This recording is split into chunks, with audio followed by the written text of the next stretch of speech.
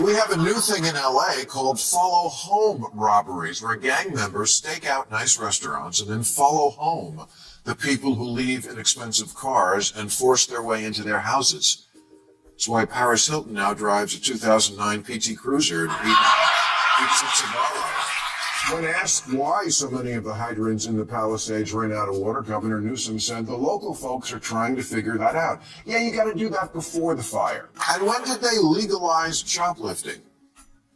There used to be shame in shoplifting, or at least some skill. Now criminals just brazenly walk out of Walgreens, again, in broad daylight,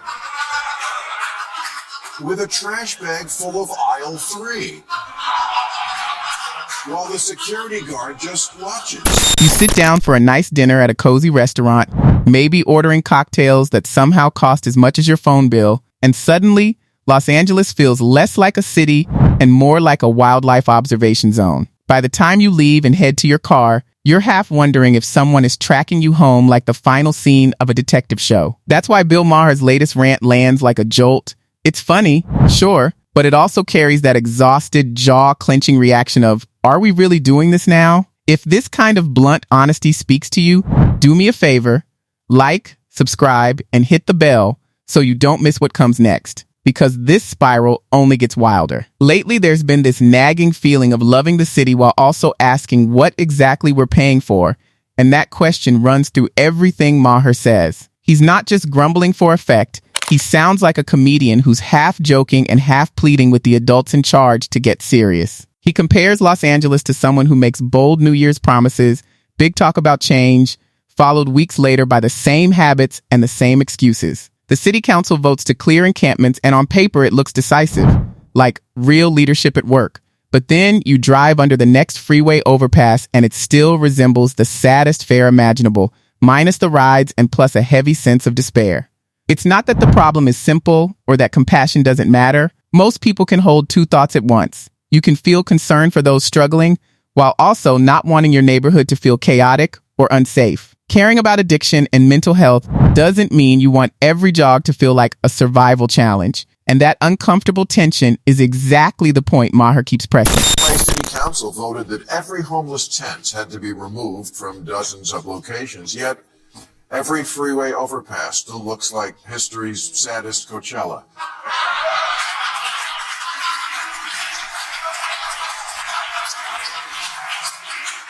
The homeless are both preyed upon and, frankly, a concern that they will do God knows what. You go out for a run in your neighborhood and you have to wonder whether that guy eyeing you on the corner is going to be this guy or this guy. The core idea behind the jokes is that the public is being asked to accept disorder as some kind of moral test. Speak up and you're labeled cruel, worry about safety and you're called uncaring, ask for clean streets and you're told you must dislike the poor. It's a conversation-ending tactic, and Maher calls it out before placing Gavin Newsom and Karen Bass squarely in the spotlight, arguing that leadership is ultimately where responsibility lands. Complexity, systems, and good intentions don't excuse leaders who keep delivering speeches while everyday conditions keep sliding backward. When a state pours billions into programs and things still feel worse, people naturally ask why, and that question matters because residents aren't foolish. They notice the press events, the slogans, and the polished promises, but they also notice tents popping up a few blocks away, stores closing early, and security guards standing around like observers instead of deterrents. Many feel trapped between compassion and chaos, as if the only choices are denial or being cast as the villain. Maher presses that tension further with the now familiar smash and grab clips, where people rush into stores in daylight, grab what they can, and stroll out as if it's no big deal, blurring the line between crime and normal behavior and leaving everyone wondering how things reach this point. This new version is basically performance art. Maher's outrage is less how dare they and more what kind of system trains people to think they can do this on camera. A day doesn't go by where you can't find video of the latest smash and grab robbery where thieves in broad daylight just smash the front windows of ritzy stores and take all the jewelry they can carry. They went to Jared. He keeps circling back to consequences, or more precisely, how rarely they seem to exist. Fair or not, Many Californians feel the state has grown unusually relaxed about crime.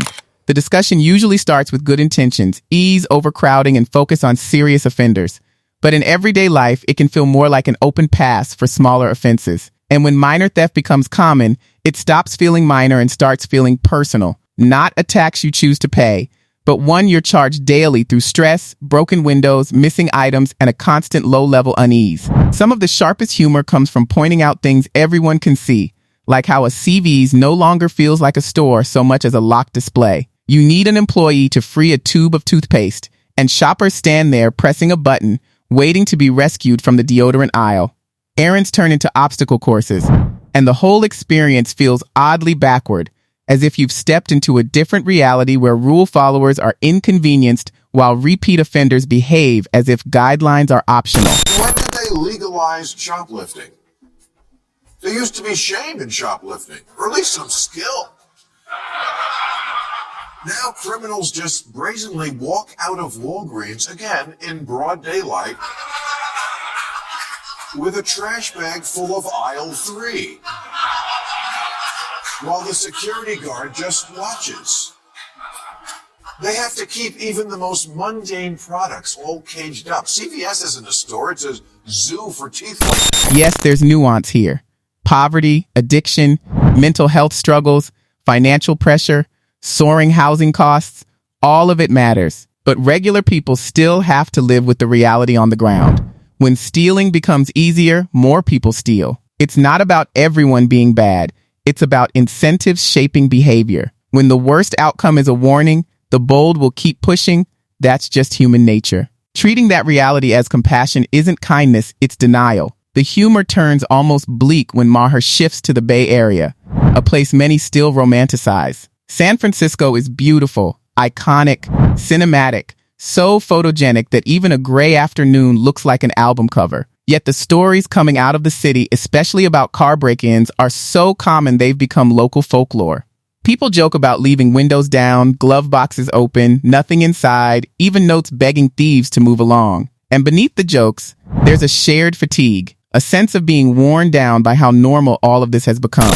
Bay Area citizens have been complaining in recent years about all the human feces in the streets, but now the streets are full of something else. They call it San Francisco snow. It's glass, piles and piles of shattered glass everywhere from car windows being smashed. It's so routine to have this happen to any parked car that people purposefully leave the windows down and the glove compartment open so thieves can see there's nothing of value. Or they leave a note on the car politely assuring the thief that there's nothing worth stealing and please don't break the windows. Dear Mr. I hope this note finds you well. When that expectation wanes, people begin to employ their own peculiar little survival strategies. They adjust because they're worn out, not because they're intelligent, and you won't solve crimes until you get to the point where it's common sense to leave your window open to keep it from breaking. You're coming up with ways to deal with it. Maher views boldness as the bigger issue, not just more crime, but crime with a shrug, crime that seems courageous, as if no one had reported the breach of the social agreement to the group chat. San Francisco in the last few years has seen 11 Walgreens and 6 CVS stores just give up and close because that town seems simply beyond law, which is heartbreaking because I, like so many people, love that city, and I don't think it's corny to admit, yes, I left my heart in San Francisco. Also my wallet and iPhone.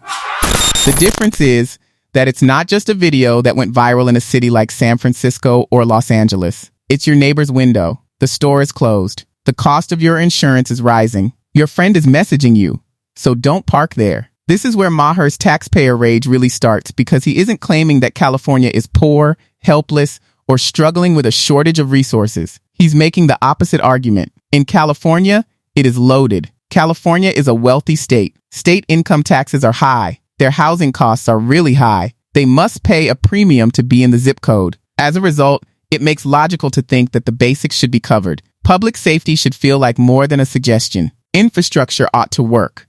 Right? I have no idea how to be ready for crises. What is so disturbing here is not just that there's more and mayhem, it's the audacity of it all. Like there's no lines anymore that can't be crossed. Like don't walk on a stage during a live show.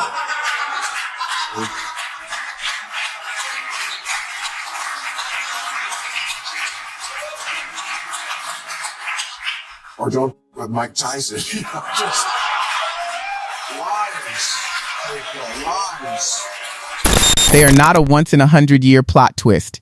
They have been a part of reality for years. People therefore perceive this as ineptitude and as leadership that is continuously reactive rather than proactive when authorities frequently seem shocked when it seems like we're still finding things out. For instance, the state is constantly trapped in after-action report mode. I also want to be cautious since disasters are tricky. Infrastructure, wind patterns, water systems, hydrants, reservoir levels, and maintenance schedules. That is not at all simple. However, Maher's claim isn't that it's simple. He contends that this is the main goal of government.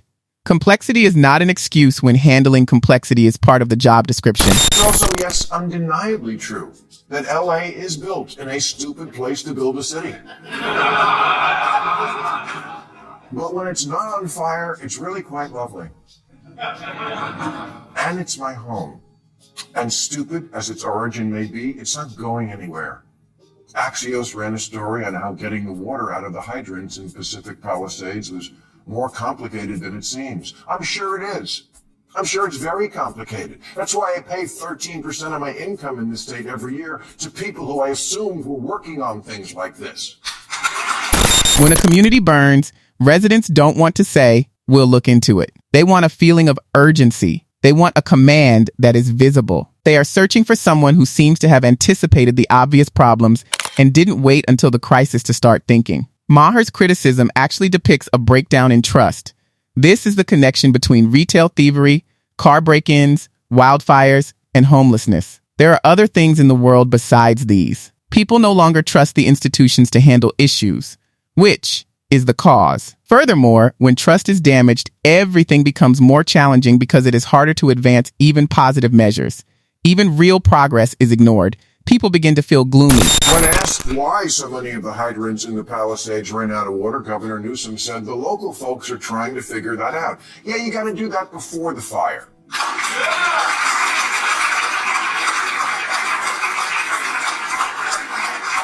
At least in the Palisades, the hydrants were still there. 300 other ones around the city are just gone, stolen for parts.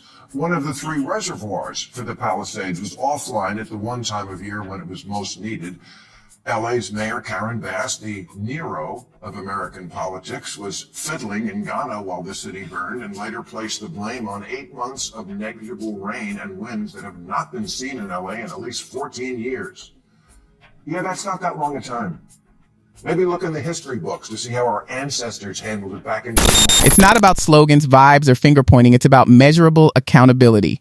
If billions are spent on homelessness, the results should show in the real world. Leaders need to be honest about trade-offs, adjust when criminal enforcement backfires, and plan for predictable challenges like wildfire season instead of acting surprised. Maher's point hits home because the public is being told to tolerate disorder as a moral test, speak up and you're cruel, care about safety and you're heartless, want clean streets and you're insensitive. Californians see the gap between glossy press conferences, slogans, and billions spent, and the tense, closed businesses and streets that still feel unsafe.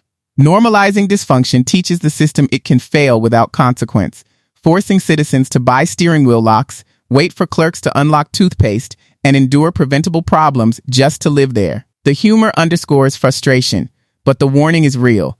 When safety, order, and competence decline while taxes rise, people eventually stop fighting and start leaving.